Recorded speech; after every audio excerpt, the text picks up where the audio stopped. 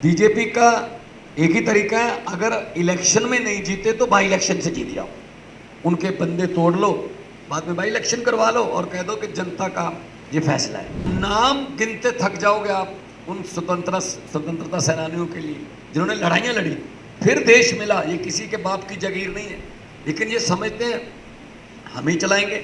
राजाओं से भीख मंगवा देती है, ये भिखारियों के सर पे ताज टिका देती है। सो वक्त है, वक्त से डरना चाहिए। लोग जब चाहें आदमी अर्श पर और लोग जब चाहें आदमी फर्श पर। अगर समय पर आवाज ना उठाई गई तो शायद अगली बारी लोकतंत्र की अस्थियों को बहाने की होगी। गवर्नर जो हैं वो उन पर कुछ ना कुछ थोपते रहते हैं आए दिन, और झारखंड मुक्ति मोर्चा के राज्यसभा के मेंबर और विधायक, सबसे पहले बहुत बहुत धन्यवाद। इन्होंने हमें यहाँ बुलाकर मान सम्मान दिया, इज्जत दी, उसके लिए बहुत बहुत शुक्रिया। पिछले दिनों हमने देखा था हमारे अंतर्राष्ट्रीय पहलवान अपने जीते हुए पदकों को श्री गंगा जी में बहाने के लिए हरिद्वार गए थे। अगर समय पर आवाज़ ना उठाई गई तो शायद अगली बारी लोकतंत्र की अस्थियों को बहाने की होगी, क्योंकि जो नॉन बीजेपी गवर्नमेंट हैं देश में, उन पर अध्यादेश लाए जा रहे हैं। गवर्नर जो हैं वो उन पर कुछ ना कुछ थोपते रहते हैं आए दिन। कभी कहते हैं हम आपका बजट सेशन नहीं होने देंगे, कभी कहते हैं हम आपके द्वारा काउंसिल ऑफ मिनिस्टर द्वारा पास किया हुआ भाषण नहीं पढ़ेंगे, हम अपनी मर्जी से पढ़ेंगे।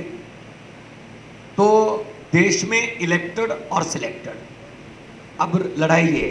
लोकतंत्र में इलेक्टेड बड़ा होता है जनता, लेकिन ये सिलेक्टेड को आगे लेके आ रहे हैं। बीजेपी का एक ही तरीका है, अगर इलेक्शन में नहीं जीते तो बाई इलेक्शन से जीत जाओ, उनके बंदे तोड़ लो, बाद में बाई इलेक्शन करवा लो और कह दो कि जनता का ये फैसला है। सो आज झारखंड मुक्ति मोर्चा, जो कि पार्टी के नाम में ही मोर्चा लिखा हुआ है, ये आंदोलन से निकली हुई पार्टी है, और हमारी पार्टी भी एक आंदोलन से निकली हुई पार्टी है। तो हम लोगों को एक और आंदोलन करना पड़ेगा। 140 करोड़ जनता देश की ये उम्मीद करती है कि आने वाले दिनों में अगर देश में लोकतंत्र को बचाना है, इलेक्शन को बचाना है, तो हमें आवाज़ उठानी पड़ेगी कि ऐसे फरमान जो केंद्र सरकार की तरफ से आते हैं, जो फेडरल स्ट्रक्चर को कमज़ोर करते हैं, उनके खिलाफ हम आवाज़ उठाएं एक होकर। आपस की लड़ाइयाँ, छोटी मोटी विचारिक मतभेद चलते रहते हैं, लेकिन जब देश की बात हो तो हमें एक होना पड़ेगा। और मुझे खुशी इस बात की है कि हम जगह जगह गए और सभी लोग इस बात से सहमत हैं कि हम 140, मैं विपक्ष नहीं इसको कहते हैं, हम कहते हैं देशभक्त पार्टियां, देशभक्त लोगों को इकट्ठे होना पड़ेगा इस देश की डेमोक्रेसी को बचाने के लिए। जैसा कि माननीय हेमंत सोरेन जी ने कहा था कि बहुत कुर्बानियां देकर हमारे पुरखों ने इस देश को हमें लेकर दिया है, बहुत बड़ी बड़ी कुर्बानियां। शहीद आज़म भगत सिंह से लेके करतार सिंह सराभा से लेकर और चंद्रशेखर आज़ाद, सुभाष चंद्र बोस, बिरसा मुंडा जी, नाम गिनते थक जाओगे आप उन स्वतंत्रता सेनानियों के लिए जिन्होंने लड़ाइयाँ लड़ी, फिर देश मिला। ये किसी के बाप की जागीर नहीं है, लेकिन ये समझते हैं हम ही चलाएंगे। जैसा कि अरविंद केजरीवाल जी ने कहा, इन्होंने 10 बजे रात को अध्यादेश क्यों जारी किया? क्योंकि 5 बजे सुप्रीम कोर्ट में छुट्टियां हो गई थी। तो इन्होंने कहा छुट्टियां हो गई, अब 10 बजे अध्यादेश जारी कर दो, सुप्रीम कोर्ट में नहीं जा सकते। तो सुप्रीम कोर्ट की भी नहीं अगर मानते तो किसकी मानेंगे? तो अहंकार हो गया है बहुत ज़्यादा इनको।